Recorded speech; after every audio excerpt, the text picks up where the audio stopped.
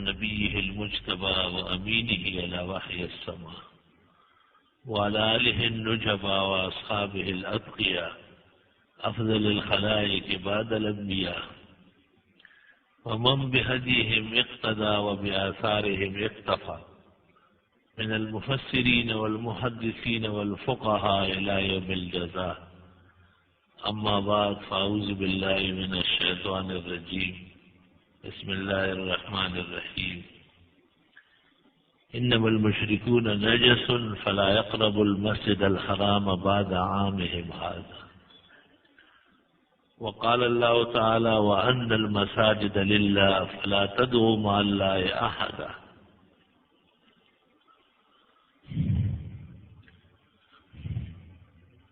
اللهم صل وسلم على عبدك ورسولك ونبيك محمد أحمد وعلى آله وأصحابه وبارك وسلم علیہ. میں نے خطبے میں دو مختلف جگہ سے قرآن مجید کی آیات اور بعض آیات پڑھی ہے. علماء کی توجہ کے لیے ہے کہ وہ مساجد کے مقاصد اور اغراض ذہن میں لے آئے اور ملحوظ فرمائے. مجھے اس موضوع پر طویل گفتگو نہیں کرنی ہے، چند اشارات کرنے ہیں. اپنے مخدوم اور بزرگ دوست حضرت مولانا عبدالرشید انصاری صاحب کی دلبستگی، خوشگواری اور خوشطبعی کے لیے کہ انہوں نے ایک عظیم تقریب عظمت مساجد کانفرنس کے عنوان سے منعقد فرمائی ہے، جبکہ وہ خود اہل حق کے ایک مقتدر ماہنہ میں نور علی نور کا عرصہ دراز سے مدیر اعلیٰ، بانی، سرپرست اور سب کچھ موجود ہے. اس ماہنامے کا اہل حق کی دعوت و تبلیغ میں بہت بڑا کردار ہے، اور مولانا نے اپنے بساط کے مطابق ہمیشہ حق کی حمایت اور نصرت پر مشتمل مقالے شائع کیے. وہ خود ایک تاریخ ہے، ایک تحریک ہے، ایک نظام ہے جن کا صحرا حضرت مولانا کے سر ہے، اور اس کی تمام کاوشیں مولانا کی مرہون منت ہے. اللہ تعالیٰ اسے اور ترقیات عطا فرمائے ہیں، اور انہی کی حمایت اور نصرت سے ہمارے ہاں ماہنامہ الاقصن جامعہ عربیہ اقصنلوم کا معتمد ترجمان شائع ہونے لگا، جو اپنے نووجود ہونے کے باوجود سفر علم میں گامزن ہے. اور اللہ سے دعا ہے کہ اللہ تعالیٰ انہیں اپنے اسلاف کا صحیح خلق بنائے. مولانا کی وجہ سے اس مسجد کو بھی مرکزیت حاصل ہے. وقتاً فوقتاً ضروری قسم کے پروگرام اس میں منعقد کیے جاتے ہیں جو عقیدے اور عمل کے لیے مفید ہوتے ہیں. پروگرام برائے پروگرام کوئی معنی نہیں رکھتا. پروگرام کا کوئی مقصد ہو اور مقصد سے متعلق کلام ہو اور لوگوں کو خدا تعالی سمجھنے کی صلاحیت اور ہمت بھی عطا فرمائے کہ وہ اسے دستاویز حیات سمجھ کر سنے اور اپنائے، اور اپنے آپ کو اور دوسروں کو اس کے مطابق بنانے کی کوشش کرے. تو پھر یہ بہتریاں ہیں اور زبردست قسم کی ترقیات ہے اور علم کے عروج کے مقامات ہیں. اور بھی اہل علم تشریف لائے، وہ تفصیل سے بیان کریں گے. ہمارے ہاں ہر جمعرات کو عشاء کے بعد ایک نشست ہوتی ہے دعا اور ذکر کی، اور اس میں ایک مسئلہ تفصیل سے بیان ہوتا ہے. تو صبح سرد کے دورے کی وجہ سے رات کی نشست رہ گئی ہے، اور اس کا اعلان پیش بھی ہو گیا تھا کہ جمعہ گزر کے رات کو عشاء کے بعد وہ نشست رہے گی.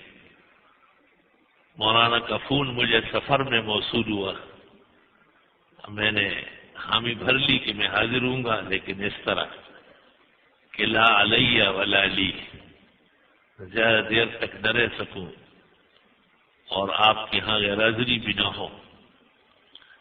تو میرے بزرگوں، بھائیوں، عزیزوں، مسجد تو اسلام کی عزت رفتہ، عزت قائمہ دائمہ اور تمام امور کی ضامن جگہ ہے۔ اللہ تعالیٰ نے اس دنیا کو، آسمان و زمین کو جو قائم کیا ہے تو اس سے پہلے مسجد بنائی ہے۔ ان اول بیت وضع للناس للذی ببکۃ مبارکہ وہدی للعالمین۔ اہل حق کا اس پر اتفاق ہے کہ سب سے پہلے جب زمین بننے لگی اور جو بلبلہ اٹھا ہے وہی بلبلہ جب جمنے لگا تو یہ کعبہ ہے۔ کعب کے معنی ہے ابری ہوئی جگہ، کعبے ان ٹخنوں کو بھی کہتے ہیں۔ کعب السکر، گدے کے اوپر جو جگہ جگہ رکاوٹیں ہوتی ہے وہ بھی کعب کہلاتے ہیں۔ کواعب اترابا۔ 3 مساجد کو اسلام میں بڑی عظمت حاصل ہے، مسجد الحرام و مسجد الاقصی و مسجد رسول اللہ صلی اللہ علیہ وسلم، اور فرمایا کہ اس جیسی جگہ سمجھ کر کوئی سفر بھی نہ کرے۔ ہر جگہ کائنات کی اس کے بعد ہے، وہ اول ہے۔ لا تشد الرحال الا الى 3 مساجد۔ کسی مسجد اور جگہ کو اس کے مساوی یا اس سے زیادہ جان کر سفر نہ کیا جائے۔ وہ اصل الاصل ہے، وہ اساس ہے، روح الارواح ہے، اور کل کائنات کے اندر تمام خیر و برکت وہاں سے جاری ہو ساری ہے۔ کعبہ شریف کے متعلق مفسرین کہتے ہیں کہ ہر لمحہ، ہر گھڑی، ہر آن 24,000 جلوے نازل ہوتے ہیں، مسلسل جلووں کی بارش ہے، اور پھر وہاں سے وہ خیر و برکت اور جلوے پورے عالم کی مساجد، مدارس، توحید اور سنت کے معادن اور مراکز میں تقسیم ہوتے ہیں۔ مسجد اسلامی عقیدے کے تحفظ کا قلعہ ہے۔ مسجد اسلامی اعمال کے تحفظ اور ان کے نشر و اشاعت کی مرکزیت کی جگہ وہ مسجد کہلاتی ہے۔ مسجد کا ذکر جب بھی آئے گا تو عقیدے کی سلامتی اول ہوگی۔ اس لیے امام بخاری نے التاریخ الکبیر میں ابن مسعود سے نقل کیا ہے کہ مسجد میں آگ لگی ہوئی ہو اور دیواریں جل رہی ہو، یہ کم درجے کی بات ہے کہ مسجد میں بدعت ہو رہی ہو، لوگ بدعت میں مشغول ہو چکے ہو۔ مسجدوں میں آگ لگتی ہے، بڑا سانحہ اور حادثہ ہے، لیکن عقیدے اور روح کو جو آگ لگتی ہے وہ بدعت کی نشر و اشاعت۔ مساجد عقیدے اور اسلامی نظریے کے تحفظ کی جگہ۔ 5 وقت جو مومن کو طلب کیا جاتا ہے اذان اور جماعت کے ساتھ، اور اتنا بڑا انتظام کہ پہلا امام محمد الرسول اللہ صلی اللہ علیہ وسلم خود بنے، اور آپ نے اپنی مرضی سے بیماری میں امت کے بہترین انسان جس کی تربیت وحی اور قرآن نے کی، ابو بکر صدیق کو امام بنایا۔ محدثین کہتے 14 دن آپ جب بیمار رہے، ان میں بعض نمازوں میں حضرت ابوبکر نماز پڑھاتے رہے، اور ایک روایت میں ہے اب اللہ یوم بالناس الا ابوبکر، ابوبکر کے ہوتے ہوئے اللہ اجازت ہی نہیں دیتا کہ کوئی اور نماز پڑھائے۔ ابوبکر کے متعلق بخاری اور ابو داؤد دونوں میں ہے کان ابوبکر اعلمنا، ابوبکر عالم بہت بڑے تھے۔ اور ائمہ میں ابو حنیفہ وہ مرد مومن اور مرد میدان ہے جس نے فیصلہ کیا ہے کہ مسجد کی امامت یہ عالم کا کام ہے، فالأعلم أحق بالإمامة. اور حدیث کے سب سے بڑے امام امام بخاری نے یہاں آ کر امام ابو حنیفہ کا مسلک اختیار کیا اور بخاری شریف میں باب قائم کیا، اہل العلم والفضل احق بالامامہ، اہل علم اور فضیلت والے لوگ یہی نماز پڑھائیں گے. اور پیغمبر نے ایک موقع پہ کہا تھا بڑا اچھا قاری نماز پڑھائے، یوم الناس اقرأهم. استاد گرامی قدر محدث العالم شارح ترمذی حضرت بنوری معارف السنن میں لکھتے ہیں کہ جبکہ اقرا آپ نے ابی بن کعب کو کہا اور عالم ابو بکر کو کہا، اور آپ نے کہا کہ نہیں میرے ہوتے ہوئے اور میرے بعد ابو بکر نماز پڑھائیں گے، تو عالم کا منصب بحال ہوا اور قاری صاحب کا منصب زائد ہو گیا. کیا عالم کے ہوتے ہوئے قاری کو آگے کرنا فتنہ آخر زمان ہے. القول المستشار میں سیوطی نے لکھا ہے قیامت کے قریب علماء نہیں ہوں گے اور قراء نمازیں پڑھائیں گے، جنازے مسجد میں ہوں گے، مکروہ سمجھنے والا ایک نہیں ہوگا، عیدگاہ کا نام و نشان نہیں ہوگا، سب نمازیں مسجدوں میں ہوگی، اور مسجدوں میں پھر ڈول ڈپکڑے بھی بجنے شروع ہو جائیں گے. ظاہر ہے جب آداب اور احترام نہیں ہے تو بے ادبی اور بے احترامی کا ساز و سامان مسلط ہو جائے. قراء بہت بڑا سرمایہ ہے. قراء دین کا ایک عظیم میدان ہے اور خزانہ ہے. ان کی اپنی ایک ضرورت ہے.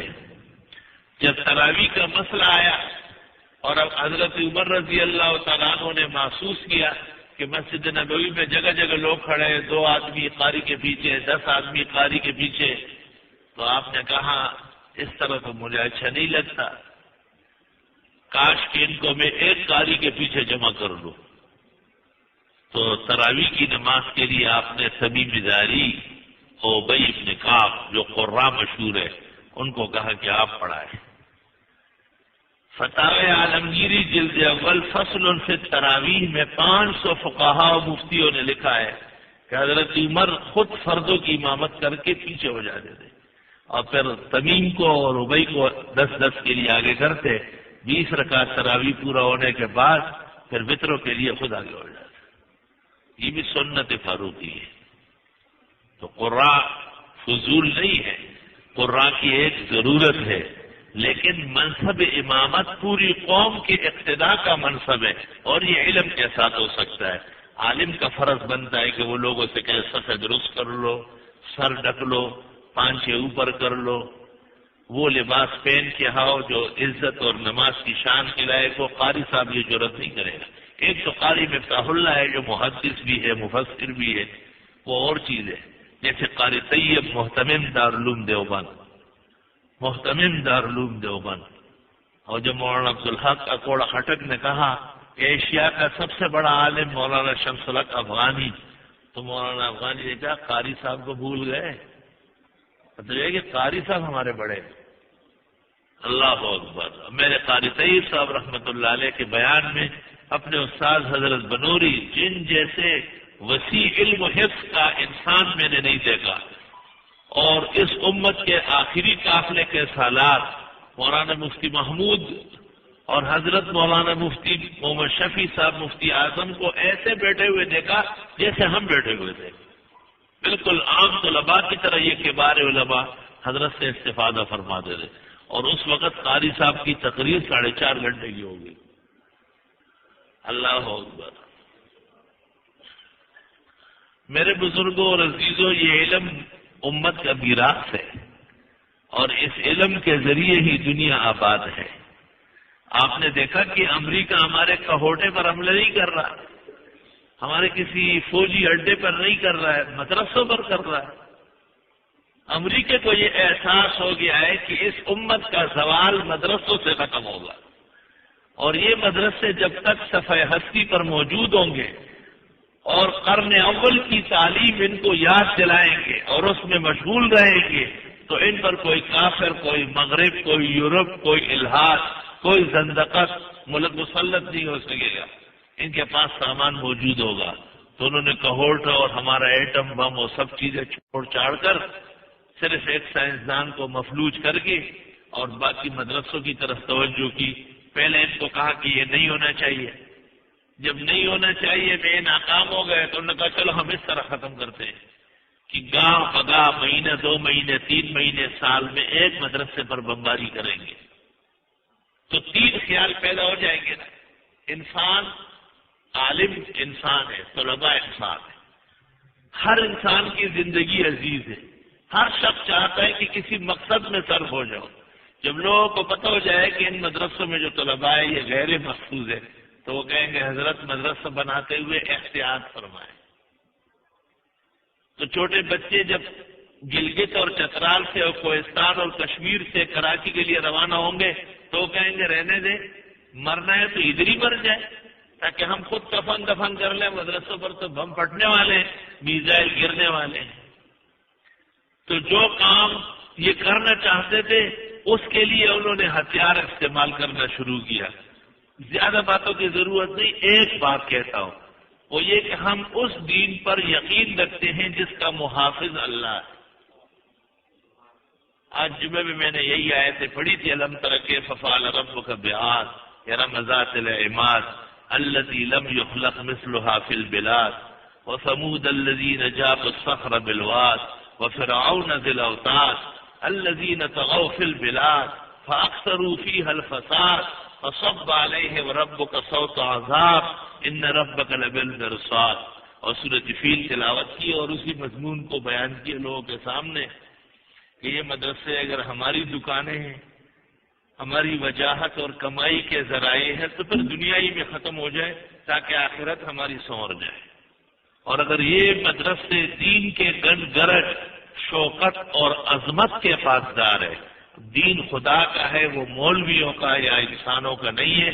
اللہ فرماتے ان الدین عند اللہ الاسلام، اللہ اس کی حفاظت فرمائے گا.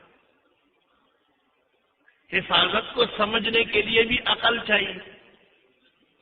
بھئی ایک مدرسہ ملک میں ایسا ہے، ان کے کہنے کے مطابق ہم انہیں 1000 بار کذاب دجال سمجھتے ہیں. منطقی کہتے فرض الممتنی لیس بممتنی، ایک غیر ضروری بات کو سمجھانے کے لیے فرض کر لو. تو وہاں 2-4 استاد ہوں گے، 82 طلباء تھے جن پر انہوں نے بمباری کی، لیکن اب ان کے ہم نوا کتنے ہو گئے یہ سوچنا چاہیے. حفاظت ہو رہی ہے نہیں؟ نیم جاں پستانہ تو صد جا دیہات، مولا روم کہتے ہیں تھوڑی سی جان تو آپ نے دے دی اور لاکھوں لے لیے. اور آنکھ در وحمت نے آید آن دیہات، یہ تو ان کے خیال میں بھی نہیں تھا کہ اگر ہم مر گئے تو پوری دنیا کے مسلمان آنسو سے روئیں گے اور وہ کہیں گے کہ یہ کام جو ہمارے دین کا اور جہاد کا ہے اس کو روکنے ہم نہیں دیں گے. حاصل تمام قربانیوں کا اور جذبات کا یہ ہے. میرے بزرگوں، عزیزوں، محترموں، بہت ہی تکلیف کا وقت ہے اور بہت ہی امتحان کی گھڑی ہے. بھئی بڑے بڑے دہشت گرد ملک میں چل رہے ہیں، بڑی بڑی دہشت گردوں کو آپ کی حمایت حاصل ہے اور جو آپ کے ہر ریکارڈ میں ان کے نام اور کام موجود ہے.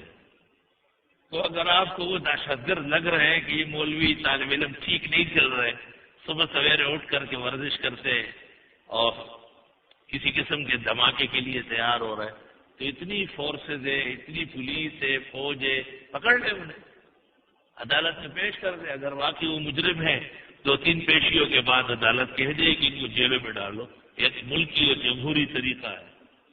لیکن اپنے ملک کے مدرسے پر طلباء پر فضا سے ہیلی کاپٹروں کے ذریعے، طیاروں کے ذریعے میزائل اور بم گرانا، یہ انسانوں کا طریقہ نہیں ہے. یہ ان لوگوں کا کام ہے کہ جن کا حشر بہت برا ہونے والا ہے. اب مصیبت یہ کہ اگر وہ کہیں کہ امریکہ نے کیا، لوگ کہیں گے حکومت تمہاری ختم ہو گئی، وہاں سے مینٹین ہو رہی ہے. تو انہوں نے کہنا شروع کر دیا کہ بھئی ہم نے کیا، بھئی تم نے کیوں کیا، کیا ضرورت تھی. اس کے ذریعے مدرسوں والوں کو، مولویوں کو ڈرانا مقصود ہے. تو عراق اور افغانستان میں جو حکومت تحلیل ہو گئی ان سے ڈر گئے لوگ. یا ہمت اور جرت پہلے سے بڑھ گئی ہے، 1,00,000 درجے پہلے سے بڑھ گئی ہے، 1,00,000 کروڑوں درجے بڑھ گئی ہے.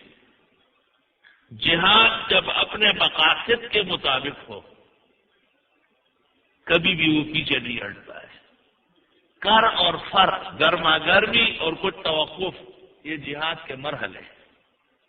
مجاہد جب تیاری کرتا ہے تھوڑی دیر کے لیے غائب ہو جاتا ہے. اللہ تعالیٰ ان لوگوں کے شر سے دین اور اہل دین کو محفوظ فرمائے. مسجدیں اور مدرسے حقیقت میں ایک چیز ہے.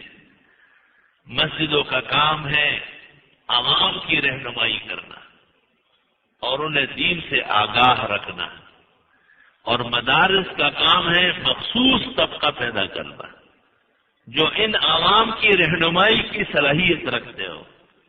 مؤذن، امام، خطیب، مدرس، محدث، مفسر، فقی، مفتی، مجتہد، سارے کے سارے بہترین لوگ صلاحیت والے وہ مدرسوں سے پیدا ہو رہے ہیں. پاکستان کے 57-58 سال میں جب سے یہ بنا ہے کوئی ایک فیلڈ بھی کامیاب نہیں ہے.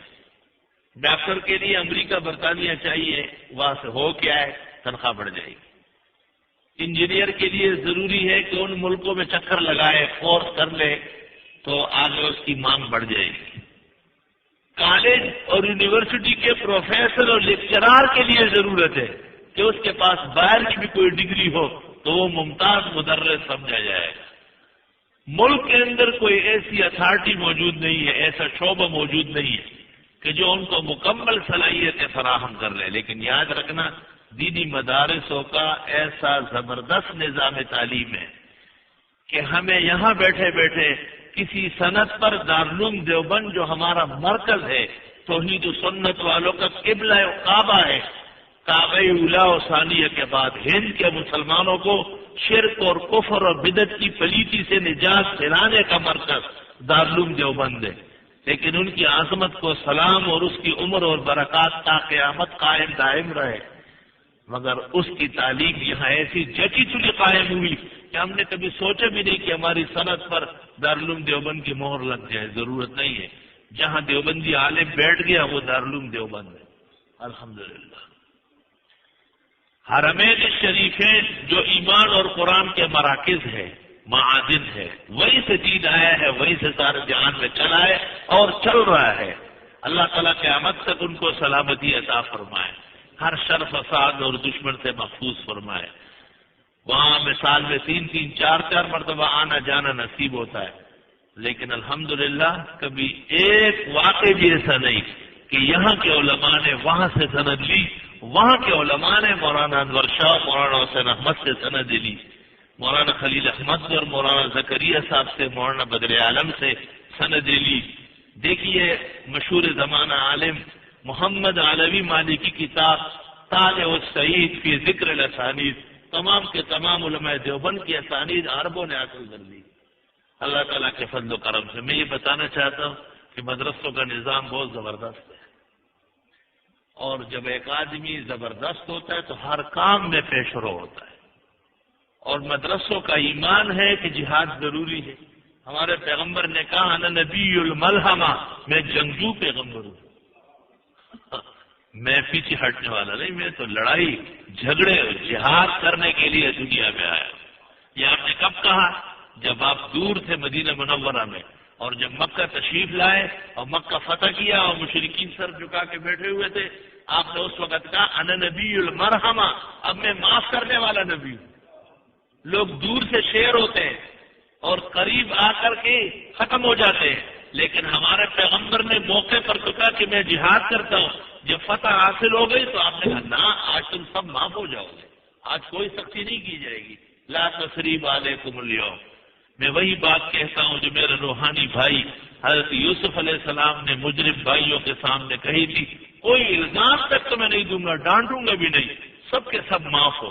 جتنوں نے ایمان لایا، جنہوں نے گھر کے کواڑ بند کیے، جو ابو سفیان و ام ہانی کے پناہ میں آئے، جنہوں نے اپنی تلوار خود جمع کی، بس بہانے ہیں معاف کرنے کے. آپ نے وہ اعلان کیا انا نبی الملحمہ، میں جنگجو پیغمبر ہوں. جب جنگ کامیاب ہو گئی، پٹائی کا وقت آیا، سزائے موت دینے کا، سر قلم کرنے کا، آپ نے کہا نہ، انا نبی المرحمہ، اب میں رحمت والا پیغمبر ہوں. انما انا رحمت مہدات، صلی اللہ علیہ وسلم۔ میرے عزیزو، میرے بھائیو، حضرت مولانا نے عظمت مساجد کانفرنس منعقد فرمائی ہے۔ مسجد جب مسجد ہو تو وہ توحید و سنت کا مرکز ہے، اور مسجد جب شرک اور بدعت کا اڈا بن جائے شران وہ مسجد نہیں، وہ تو بدعتیوں کا کوئی اکھاڑا ہے۔ علم غیب شریف کا بیان، حاضر ناظر شریف کا بیان، عرس شریف کا بیان، 11ویں شریف کا بیان، خرافات کا نام اس کے ساتھ ایک شریف لگا دو۔ ایک بات کی طرف اشارہ کرو، خدا نے نبی مبعوث کیا مکہ میں، 13 سال تک گزارا کیا نا، اور مکہ مکرمہ کا مرکز کعبہ بتوں سے بھرا ہوا، تو پیغمبر سے کہا آپ جائیں یار، یہ رہنے کی جگہ ہی نہیں۔ اور مدینہ منورہ آپ تشریف لے گئے۔ ہجرت کے اغراض میں سے ایک غرض محدثین نے یہ مان لیا ہے کہ چونکہ مکہ مکرمہ کا فضا درست نہیں تھا، مشرکین غالب تھے۔ آپ نے بدر لڑی پھر بھی نہیں آئے، احد لڑی پھر بھی نہیں آئے، خندق لڑی پھر بھی نہیں آئے، حدیبیہ کے موقع پر تشریف لائے، سن 6 میں واپس جانا ہوا، 8 ہجری میں آئے، اور کس شان سے آپ آئے، انا فتحنا لک فتحا مبینا، اب ہم نے آپ کو زبردست فتح دے دی، لیغفر لک اللہ ما تقدم من ذنبک وما تاخر، پہلی فتح، ہر طرح آپ معاف ہے، معصوم پیغمبر ہے۔ وَيُتِمُّ نِعْمَتَهُ عَلَيْكَ، ہر طرح نعمتیں پوری ہوگی، دوسری فتح۔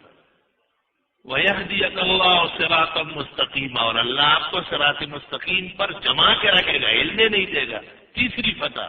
وَيَنْصُرَكَ اللَّهُ نَصْرًا عَزِيزًا، اور اللہ آپ کی مدد کرے گا ڈٹ کر۔ 4 فتح ذکر ہوئے، سورہ فتح کے 4 رکوع ہیں۔ پہلے رکوع میں مغفرت الذنب کا بیان ہے، دوسرے میں اتمام النعم کا بیان ہے، تیسرے میں استقامت ہدایت ہے، اور اخیر میں نصرت کا اعلان ہے۔ نصرت آتی ہے لیکن اخیر میں آتی ہے، یہ اللہ تعالیٰ کی عادت ہی کریمہ ہے۔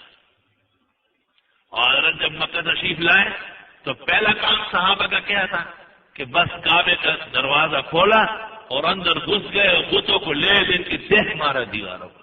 بدعتی لوگوں کو دھوکے دیتے، بت تھا نا، مورتی تھی نا، کس کے بت تھے؟ بخاری شریف میں ایک بت اسماعیل علیہ السلام کا بھی تھا، ایک بت ابراہیم علیہ السلام کا بھی تھا۔ آپ یہ نہیں کہتے اوہ یہ تو میرے پیارے ابا جان کا بت ہے، او چون قربان جاؤں، یہ تو اچھا والا بت ہے نا۔ آپ نے کہا قاتل اللہ المشرکین، ایک روایت میں آپ نے کہا مشرکین پر خدا کی لعنت ہو۔ ان کو پتہ ہے کہ ابراہیم علیہ السلام اور اسماعیل علیہ السلام نے مستقسما بالازلام، کبھی بھی یہ غلط کام نہیں کیے تھے۔ لوگوں کی قسمت ان کے ہاتھ میں نہیں تھی، وہ اللہ کے ہاتھ میں، لیکن انہوں نے ظلم کیا اور بزرگان دین کو بدنام کیا، ان کی مورتیاں بنائی، مورتی کی شکل میں ہو یا قبر کی شکل میں ہو۔ جب بزرگ کو خلاف شرع تعظیم دی جائے، کسی کو شرک اور کفر کہتے ہیں۔ شاعر اس لیے کہتے ہیں کہ بت پرستی دین احمد میں کہیں آئی نہیں، اس لیے تصویر جانا ہم نے کھینچوائی نہیں۔ مسجد اللہ تعالیٰ کا گھر ہے، اللہ کے گھر کے علاوہ کسی اور کو نہ پکارا جائے۔ مولانا نے آیت لکھی، کیا مطلب ہے؟ دونوں باتوں میں جوڑ تو پیدا کرو۔ مسجدیں ہیں تو یہاں آؤ، خدا کو پکارو۔ آپ درگاہ میں جاتے، اتھے دا بابا دا، اتھے دا درگاہ دا، اتھے دا بابا دا۔ او بابا اور درگاہوں کا کام یہ نہیں ہے، اموات غیر احیاء، وہ مر چکے ہیں، اب اس دنیا میں زندہ نہیں ہے۔ وما یشعرون ایان، انہیں کیا پتا ہے کون آیا کون گیا، ان کی یہ ذمہ داری نہیں ہے، ڈیوٹی نہیں ہے۔ بزرگان دین، اولیاء، انبیاء، ان کی کرامات، فیوز و برکات برحق، ان کی حیات برحق، بانمامات، انتقال کے بعد قبر میں، روح میں، اس آخرت میں، اس برزخ میں اللہ نے بڑی نعمتیں اور عزتیں عطا فرمائی۔ ہمارے پیغمبر کو کہا، جس پیغمبر پر قرآن نازل ہوا، مسجد حرام، مسجد نبوی، مسجد اقصی آپ کے لیے ہے۔ آپ کی ابتدا میں نماز پڑھنا کتنی بڑی سعادت، آپ کی مسجد میں نماز پڑھنا 50,000 کے برابر۔ آپ کی صفوں میں ابو بکر، عمر، عثمان و علی جیسے مقربین لوگ ہیں، جن جیسے نفوس آسمان و زمین نے دیکھا نہیں۔ ساری کی ساری بہتریاں اللہ تعالیٰ نے حضرت صلی اللہ علیہ وسلم کو عطا فرمائی. ایمان آپ پر لانا ضروری، قرآن آپ پر نازل ہو رہا ہے، کلمے میں آپ کا تذکرہ ہے. کوئی شخص مسلمان اور باعمل بن ہی نہیں سکتا جب تک کہ آپ کی اطاعت نہ کرے. اتنی بڑی مبارک زندگی آپ کو دی، لیکن فرمایا وَلَلْآخِرَةُ خَيْرٌ لَكَ مِنَ الْأُولَىٰ. حضرت آپ کے لیے بھی اس زندگی سے آخرت کی زندگی بہت بہتر ہے. اس کی شان کیا ہے؟ اس لیے پیغمبر صلی اللہ علیہ وسلم نے اس طرح بیان فرمایا موضع صوت فی الجنہ خیر من الدنیا وما فیہا. ایک لاٹھی اور لکڑی جس جگہ رکھی جاتی ہے، تھوڑی سی جگہ، اتنی جگہ اگر جنت کی ہو پوری دنیا اور ما فیہا سے بہتر ہے. اور اعد اللہ لعبادہ ما لا عین رأت ولا اذن سمعت ولا خطر علی قلب بشر. عام مسلمان بندوں کے لیے اللہ نے ایسی نعمتیں تیار فرمائی جو آنکھ نے دیکھی نہیں، کان نے سنی نہیں، دل میں اس کے بارے میں خیال تک نہیں آیا ہوگا. تو رسول اللہ صلی اللہ علیہ وسلم کی کتنی بڑی شان اور مقام ہے. مگر یہ سب نعمتیں آخرت کی ہے. اللہ تعالیٰ نے آخرت کی نعمتیں اہل حق، اہل ایمان، اہل توحید و سنت کے لیے تیار فرمائی ہے. رب العزت نصیب فرمائے. بس یہ مختصر سے اشارات میں نے کر لیے جو میرے ذمے تھی. اللہ جل جلالہ ہمارے مولانا کے پروگرام کو کامیاب فرمائے.